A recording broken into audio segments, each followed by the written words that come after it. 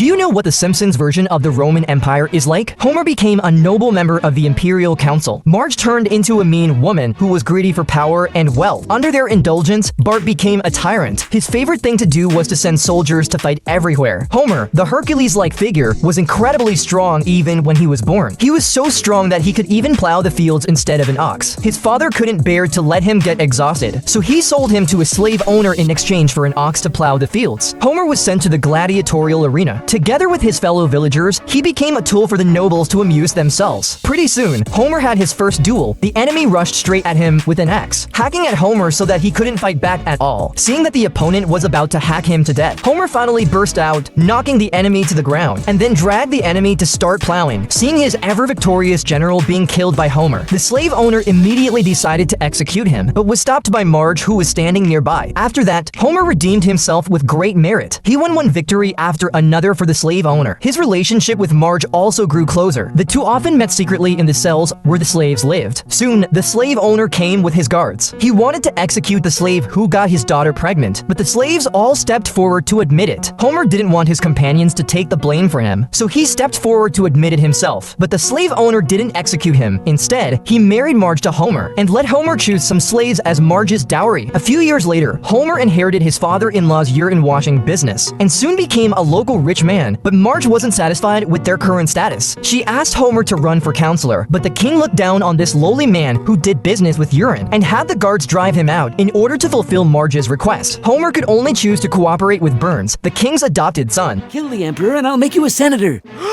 Kill the emperor to become senator? But what's in it for me? Iacta alia est. The die was cast. Hey, get out of here, you! This is my private vomitorium, and I've got a belly full of hot figs. Oh, come on, you figs.